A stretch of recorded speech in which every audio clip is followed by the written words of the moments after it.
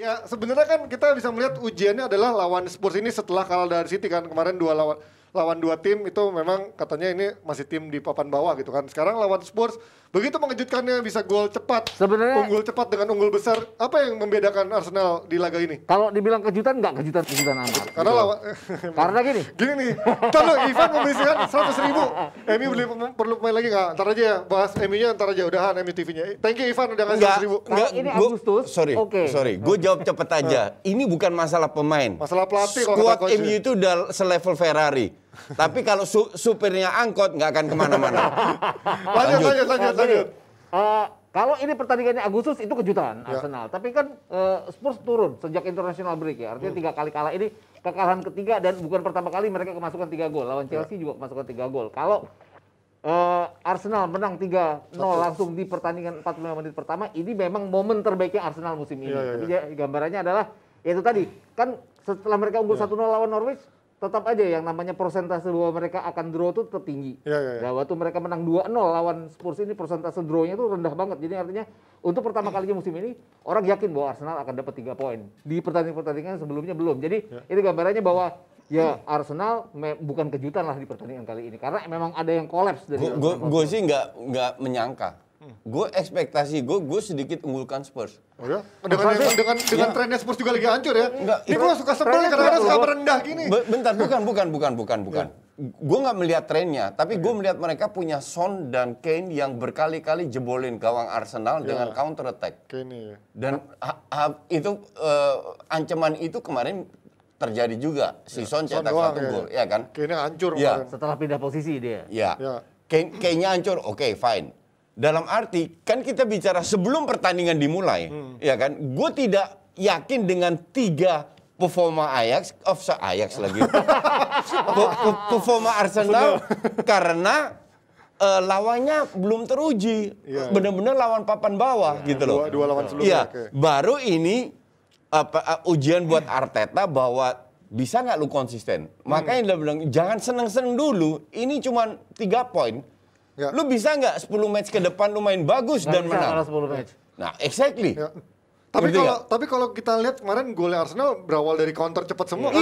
Berarti benar-benar defense dia sebenarnya menjadi tolak ukurnya ketika di defense solid dan bisa counter itu defense-nya patut diacungin jempol yang kemarin. Tapi susah juga bilang diacungin jempol. Ben White. Enggak, Tomiyasu keren. Golnya Oba itu berawal dari hampir blundernya Ramsdale. Itu bola hampir kerebut loh Ramsdale. Beruntung tapi terus dia lepas terus jadinya gol. Counternya cepet banget itu. Iya, golnya cepet banget. Tapi yang tadi kejutannya adalah mereka main dengan sangat baik di 45 menit pertama yang belum pernah dilakukan Arsenal sama sekali. Tapi kalau hasilnya kan kita pernah ngobrol awal September. September ini akan jadi September cerianya Arsenal. Agak kecewa juga gue nggak clean sheet sebenarnya. Harusnya September clean sheet sebenarnya. Tapi itu gambarnya bahwa kalau mereka sudah naik, gue nggak yakin mereka naik. Jadwal Oktober menguntungkan mereka, jadwal November akan bikin mereka hancur lagi. Tapi so far berarti tekanan terhadap Arteta sekarang akan turun jauh dong berkurang, kemarin. betul. Berarti panjang karir dia sampai minimal sampai paruh musim depan. Belum tentu juga. Kalau 3 kali beruntun kalah, keluar lagi itu hashtag. Makanya jangan seneng dulu. Orang kan di sosmed gue tanya, jadi Arteta nggak jadi out dong? Enggak, untuk gue masih sampai detik ini Arteta out. Karena belum terbukti. Nanti bulan Desember Januari baru kita lihat apakah yang diinginkan Arteta bisa dijalankan oleh pemainnya. Kalau itu terjadi walaupun kalah pun it's okay. Gua akan dukung Arteta, tapi belum pada saat ini. Gimana Mas kita Arteta stay? Sebenarnya gue nggak yakinnya dia stay adalah karena Kroenke-nya. Kroenke-nya tidak akan mengeluarkan duit begitu aja buat terus ganti pelatih. Tapi berarti sebenarnya Arteta dengan kondisi sekarang bagus dong, bisa mengolah pemain yang apa adanya kan? Kan terlalu dini. Lawan Norwich ugly win. Lawan Burnley ugly win. Lawan Wimbledon oke lah, nggak ugly win dengan pemain cadangan menang.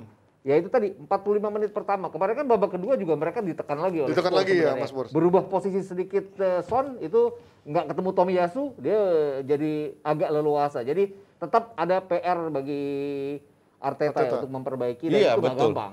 Apa menurut kalian perbaikan yang harus dilihat dari kemarin permainan kemarin 3 pertandingan terakhir kemarin? Evaluasi yang perlu dilakukan lagi oleh Arsenal secara permainan. Karena gue lihat kemarin secara defense sudah solid.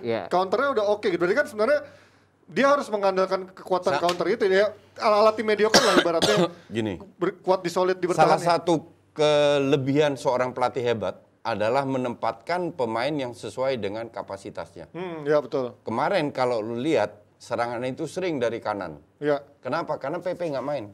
Ya. Kalau PP main, dia terlalu nempel ke garis. Si Asu ini nggak dapat ruang untuk come up. Bukayo Saka lebih sering masuk ke dalam, sehingga Asu lebih sering membantu. Ya. Nah, hal-hal ini hal-hal kecil yang itu tanggung jawab pelatih.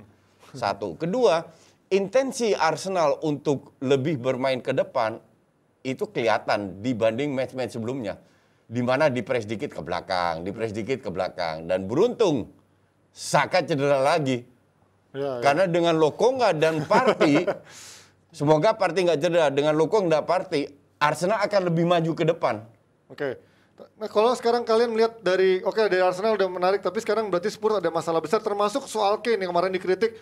Secara gesturnya, Spurs kapan nggak masalah besar? Secara gesturnya Kane, apakah benar-benar ini sebenarnya ya ketika tahu kemarin kegagalan Kane transfer ini akan berefek kepada psikologis dan akhirnya akan menjadi stigma bahwa ketika dia nggak tampil dalam permainan bagusnya akan muncul tuh paradigma Kane udah nggak fokus di Tottenham. Berarti harusnya perlukah Nuno terlalu memaksakan Kane sekarang atau di drop dulu aja menurut Mas Gita? Nggak, kalau di drop juga nggak ada gol datang juga ya ujung-ujungnya ya mau nggak mau harus stick pada Kane. Kane kan ada 1 bulan nggak bisa apa-apa, tapi nanti Oktober dia bisa bangkit lagi. Abis international break dia bisa bangkit lagi. Jadi gua rasa akan tetap nggak ada pilihan juga sebenarnya ya kalau dilihat. Kemarin yang ironis banget sih gol Arsenal tuh sampai dia blunder dia nekel terakhir kagak kena juga. Ya, betul. Oke, kita lihat dari Arsenal, apakah Arteta akan kembali membawa Arsenal bangkit ke papan atas? Tadi ada yang nyawer 100.000 tanya performanya dari Ramsdale. Oh, Ivan, si Ivan, 100.000, thank you Ivan ya. Performa dari Ramsdale, gue bilang Ramsdale harus dipertahankan. Oke, dibanding Leno ya? Iya, karena dia... Coach Justin 50.000 lagi, oke, thank you. Uang makan ayam goreng buat Coach Justin. Iya, siap. mungkin yang menarik kita di malam tuh Hansi Flick ada di stadion, mau lihat Leno nggak main sama sekali jadi. Oh, Leno tuh bukan Hansi Flick nonton di itu juga ya? Chelsea lawan City juga. Arsenal juga. Nonton juga ya. Jadi pada saat lu kasih kesempatan kepada pemain, siapapun itu pemainnya, termasuk Ben White, dan lu perform, you should stay. Ramsdale, Ben White, Tomiyasu, so far pembelian yang bagus. So far ya, sampai detik ini. Kedepannya kita nggak tahu. Belum kelihatan.